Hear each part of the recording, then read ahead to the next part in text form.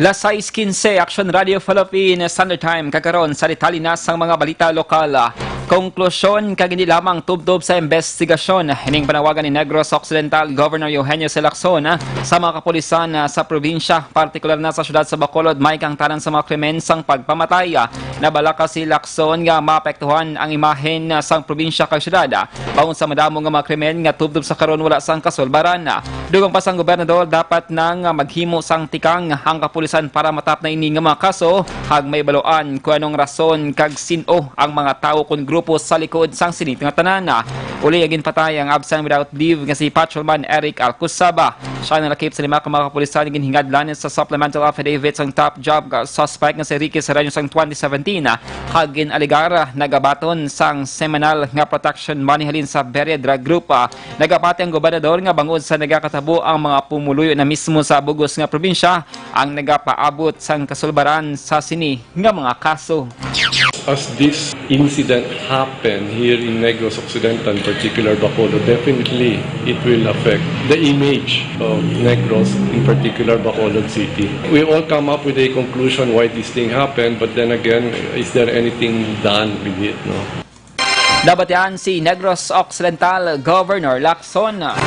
Nanawagan si City Councilor Al Victor Espino sa Bacolod City Police Office sa wadasing investigasyon angod sa pagpatay kay Patrolman Eric Alcusaba nga isa ka awol nga pulis nagligid nga Sabado. Sa interview sa Aksyon Radio, ginpahayag ni Espino, chair sa Committee on Police Matters sa Sangguniang Palungsod, iyan na ginatugyan sa Bacolod PNP ang investigasyon nga amo ang pinakamaayong autoridad nga makasulbar sang kaso. Dugang pa ni Espino, masubo nga natabo ini sa Bacolod kay nagasalig nga madasig ang investigasyon sa kapulisan. Samtang, nagapati naman si Vice Mayor Alcid Familyaran nga hindi maapektuhan ang pagkilala sa nga nabaton sa Bacolod bilang business-friendly city bangod sa natabo. Ginakabig ni Familyaran nga insulto para sa kapulisan nga natabo ang krimen, samtang damo ang tawo kag wala sang pulis sa area sa Morgos Circumferential. Nanawagan si Bacolod Vice Mayor Alcid Familyaran sa mga barangay sa syudad sa Bacolod nga amat-amat nga magpahamtang sang closed-circuit television o kon CCTV sa ilang mga lugar. Sunod sa Vice Alcalde, iya naintindihan nga hindi nagakaigo ang pondo sa kada barangay, pero sarang ini mapatuman ang CCTV ordinance sang syudad sa kabarangayan kag amat-amat ini nga ipatuman. Gindayaw ni Familyaran ang barangay Pahanokoy nga nag-install na sang 18 ka mga CCTV cameras nga nahamtang sa entrance kag exit point sa ila barangay. Sunod sa Vice Alcalde, importante nga maya sang CCTV para mamonitor ang aktibidad sa mga pumuluyo o kung mapahagan-hagan ng krimen hag para makabulig hatag solusyon sa isa ka krimen. Sunod pa kay Familyaran, may plano ng barangay 3 sa din ng iya batang nagapungko bilang kapitan nga magbakalman sang CCTV ilabi na nga nahamtang ini sa commercial area. Naglaom si Familyaran nga ma-maintainer man sa kada establishmento komersyal sa Bacolod ang ilang mga CCTV nga dako ang mabulig. Bulti nakavisit ko sa Panokoy, kita ko wireless. Tanan nga exit kag entrance. Ang may CCTV. And ang plan nila manaog na sila sa kapurukan, which is good. Ang iban nga barangays, di masling ka nga way kapundo. Matamatan mo yan. Hindi man nagsling tanan-tanan da pumutangan mo. Maybe start o 2, 3, 4. Nabatian si Vice Mayor Alcid Familyaran. Nagapangatubang sang kaso nga parricide si Renji Hebong, 33 anyos, pumulo sang sitio Kinabong 3, Barangay Igmayaan, Banwa sang Don Salvador Benedicto, matapos ginlabo tubto na patay ang iasawa nga si Alona, 31 anyos. Sunod kay Police Major Robert Dihocos, ang hepe sa MOR sa PNP, pangod sa pagpanghimon, ginlabo kag napatay ni Hebong ang iasawa gamit ang ispading sa sulod sang ilang nga puloy-an. Voluntaryo naman nga nagsungka sa Salvador Benedicto PNP si Hebong, isa ka adlaw matapos nagpanago kag niya gi-turn over sa MOR sa PNP. Ginklaro ni Dihocos nga base sa geographical location sa mga kapulisan, ang sitio Kinabong 3, Barangay Igmayaan ang sakupa sa teritoryo sa MOR sa PNP. Samtang, ginako ni Hebong nga siya ay nagpatay sa iya asawa. Damo gitila sa nangkon kay ngano daw way nagiko animo nga paminsar. Daw panglantaw ko daw ano nang panglabo ko daw naubusan ng pasinsa. Ang kabahin sa magbahayag sang suspect saldo si Renji Hebong. Sa iban nga balita lokal, nagbakal ng Bacolod Interagency Task Force Against Coronavirus Disease 2019 sa 1,000 ka mga personal protective equipment o na PPE para sa mga responders sa tiyon nga may kumpirmado nga kaso sang masakit sa Bacolod.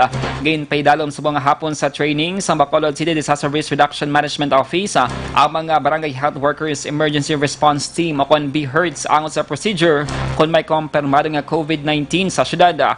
Gain pathag ng Executive Assistant Jomari Vargas ang cluster head sa Bacolod City RRMO. Ang mga membro sang BHERT ang hindi pwede magtandog sang pasyente kundi sila lamang ang magapabalo sa Bacolod City Health Office o kon otoridad.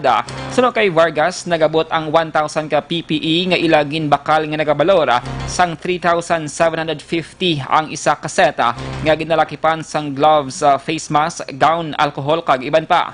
Ginpathag ni Vargas nga kinahanglan nga magpadayon ang kampanya sang syudad kontra COVID-19 apisan nga wala na sang patients under investigation na kon PUI sa mga hospital sang Bacolod City. Baga, umpisa na ang operasyon sang 3 ka mga dalagko nga income-generating projects ng gobyerno probinsyal sa bulan sang Hunyo subong nga tuig. Sur kay Negros sa Occidental Governor Eugenio Jose Aksyon, ini nga mga proyekto amo ang Negros First Food Palapala Terminal, Negros Residences, kag Mambucal Convention Hotel.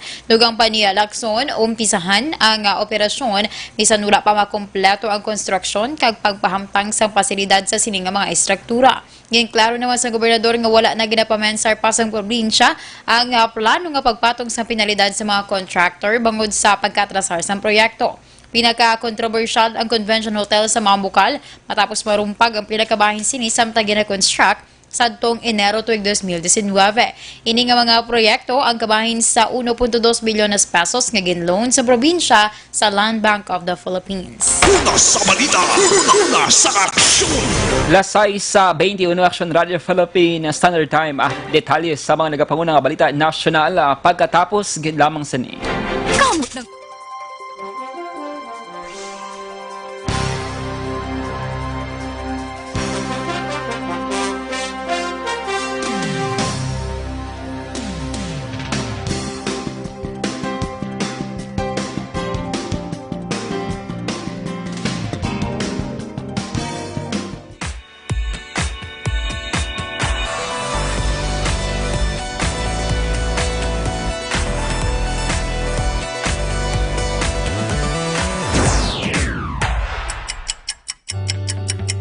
Yari ang mga programa nga inyong bantayan diri sa DYEZ Aksyon Radio Bacolod.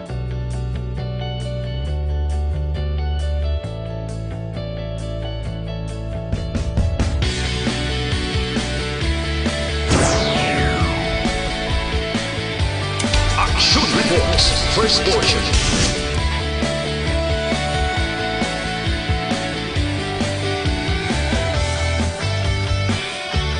Aksyon Reports, second portion. Aksyon Balitang Bayan, numero 1. Aksyon Balitang Bayan, numero 1.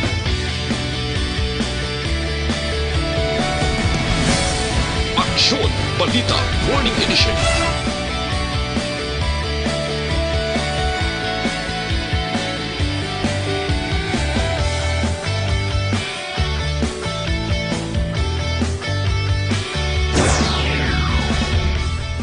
Aksyon Hotline.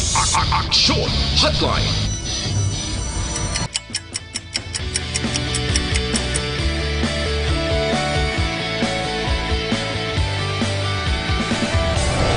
Aksyon Balita Banat Huli.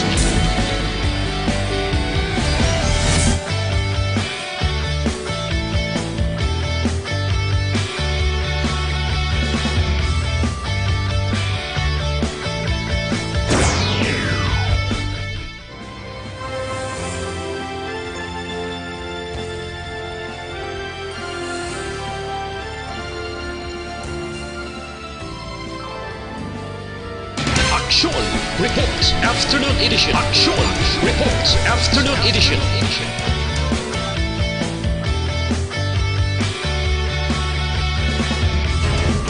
Aksyon Balita Evening Edition.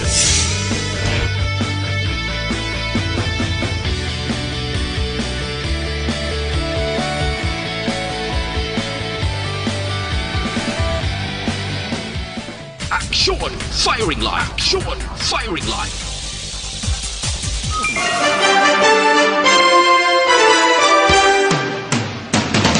Lasay sa 24 Aksyon Radio Philippines Standard Time sa detalye na sa mga balita nasyonal. Ginbulgar ni Senador Risa Hontiveros ang pastillas sa modus nga nagakatabo sa Bureau of Immigration ako na BI nga nagapasugod sa pagpasulod sa Chinese national sa pungsod kabaylo sang 10,000 pesos sa kada isa. Sa Senate hearing ang sa issue sa pagdamo sa kaso sa prostitution kag trafficking sa Pilipinas bangod sa Pogo, ginpakita sang senador ang video sa immigration officer nga naga-escort sa Chinese national sa pakato sa inner office sang BI. Sulo pa sa senador, hindi dapat pag-intuon sang BI ang publiko tungod wala na nakip sa standard procedure ang pag-escort sa mga Chinese national. Dugang pa ni Hontiveros, ginpatahag pa sa iya sang informant kung nga gintawag nga pastillas ang ginahatag nga kuwarta. Payag sa informant kay Hontiveros nga santo, wala pa sang sobre rason nga ginabutang sa bond paper ka ginalukot nga daw kaangis ang pastillas. Apang sa karon mas professional na tungod may sobre nga nagagwa nga legit nga sweldo, may bonus kun perfect attendance kag may papanyaga pa halin sa mga Chinese.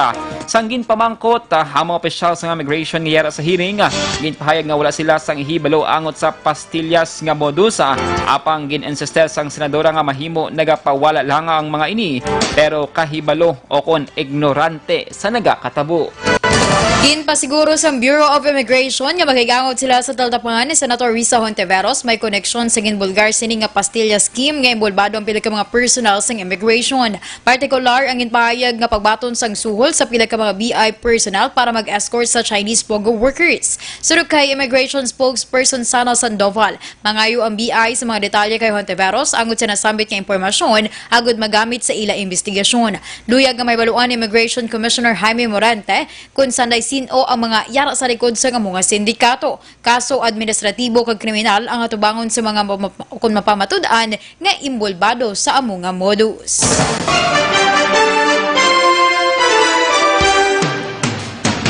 Sa iban nga balita national, ginklaro ni Philippine National Police o PNP Chief General Archie Francisco Gamboa nga wala sang cover-up nga nagakatabo sa 357 ka mga pulisa ngayara sa drug watch list sang gobyerno. Sunod sa PNP Chief, sala nga pahayag ang inbuyan ni Vice President Lenny Robredo nga nagaligara nga numan nga tikang para hinabunan ang paglakip sang pila ka mga pulis sa drug watch list ang mahimo nga mag-apekto sa pagsalig sang publiko sa hanay sang PNP.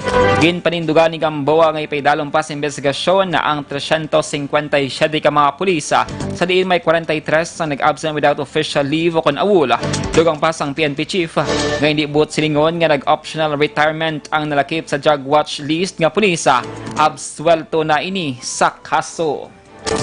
Dapat ginkakas na ang ngalan ni Lieutenant Colonel Joey Espinido sa drug watch list ng gobyerno tungod sa iya pagtingwa sa kampanya sang administrasyon sa pagtapna sa iligal nga droga. Sa press conference, ginpahayag ni Interior Secretary Eduardo Año nga wala siya sang ideya kun nga wala pa nagkakas ang Interagency o Interagency Committee on Anti-Illegal Drugs o kon ICAD ang ngalan ni Espinido sa makapila ka beses na nga validation. Suro kay Año, ginlakip ang ngalan ni Espinido sa drug watch list sa atong Disyembre 2016 kag ginpahayag man nga ang validation sa mga high-ranking officials nga ginaangon sa illegal nga droga ang ginapatigayon quarterly. Para kay Anyo, ang ginpakita ni Espirido nga pagtapna sa illegal nga droga sa syudad sang Ozamis, isa na kadako nga factor para mag-clear ang iya nga ngalan. Una sa balita, una sa aksyon! Lasay sa 28 Aksyon Radio Philippines Standard Time. Detalye sa balita international sports kag entertainment. Pagkatapos, gid lamang sini.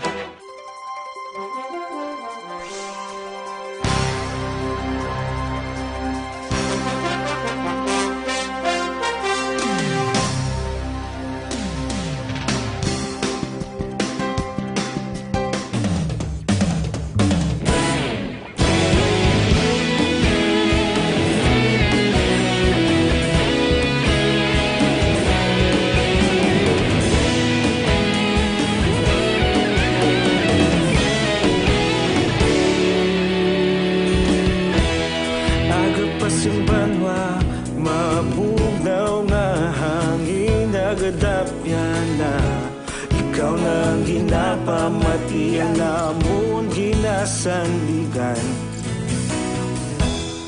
tingog sang probinsya, kamatuuran ginapalap na. Minsay nga may dala, paglaom kag kasanat.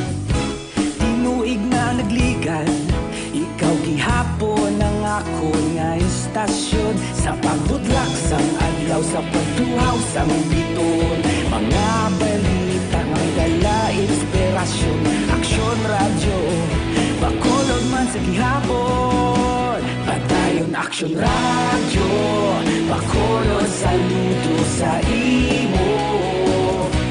Padayon Aksyon radyo, salamat kisa pagserbisyo. Patas kag balanse, matuod nga mensahe, wala sang hinadampingan. Padayon Aksyon radyo.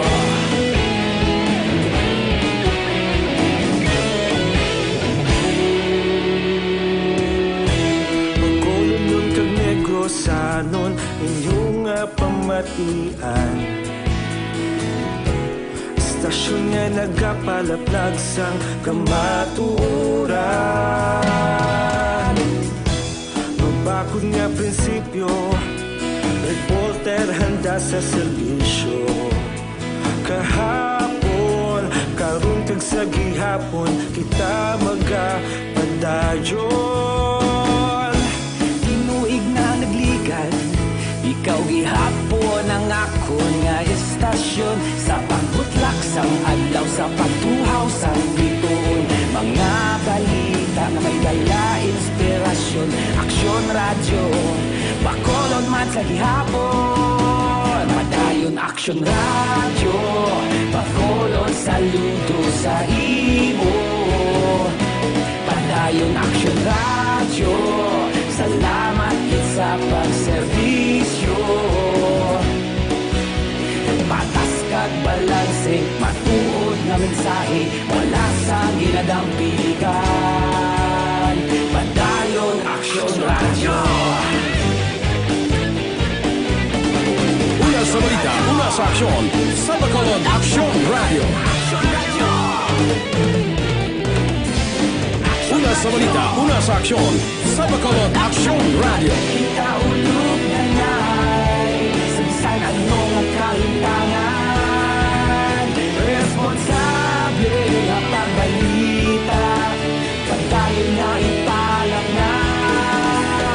Malasig pero sigurado, aksyon nga may dala pagpalanggan.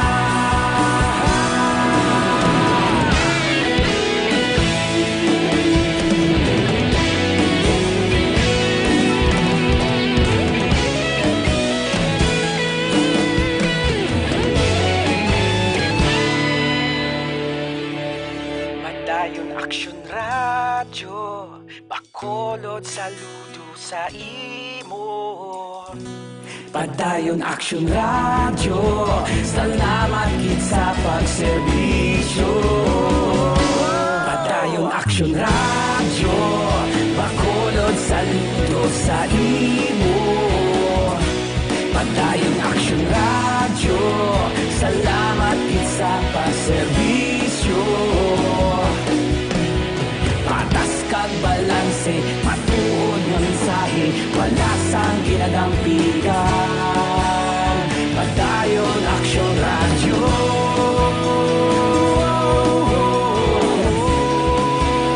Padayon Aksyon radyo.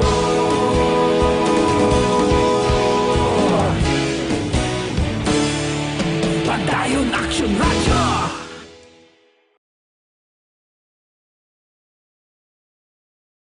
Inom sang DTX 500, maulang DTX 500 na may tatlo ka mga anti-diabetic properties sa charantine nga panubos ang glucose, vicin nga nagakontrol sa imong blood sugar, kag polypeptide nga may kaangay nga epekto sang insulin. Mag DTX 500 capsule sa kada adlaw ang produkto nga DTX 500 ang pwede na ma-order online kag ma-deliver sa inyo mga balay.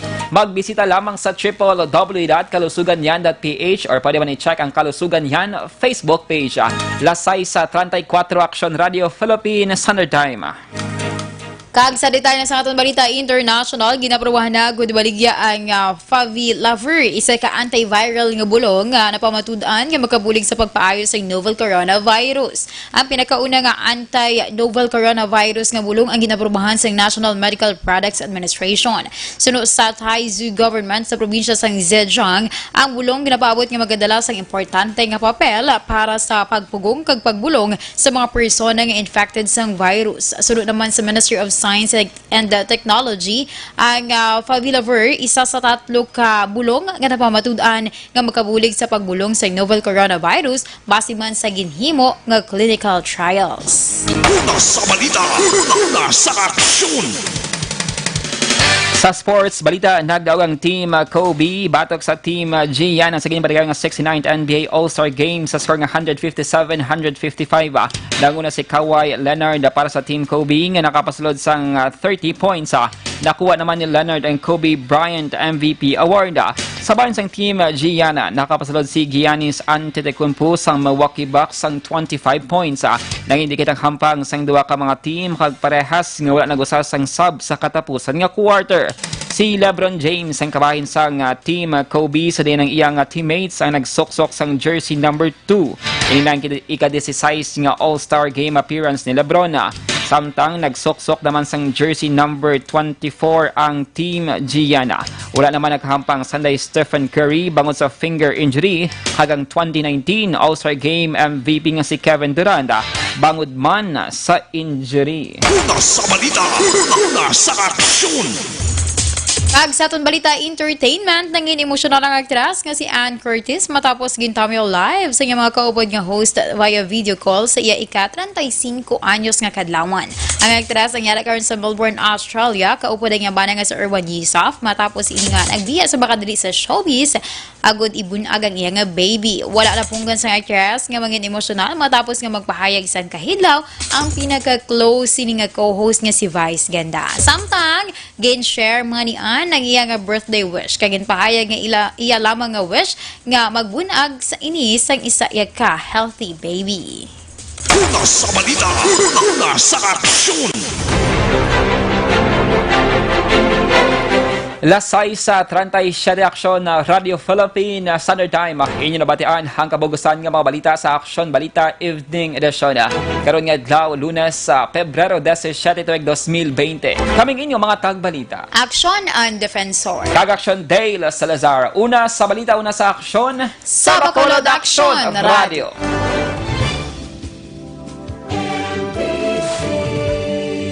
Manila Broadcasting Company.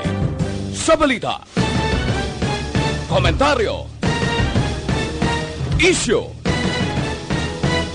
serbisyo publiko. Aksyon Radio. Sa Bacolod, Aksyon Radio. Aksyon!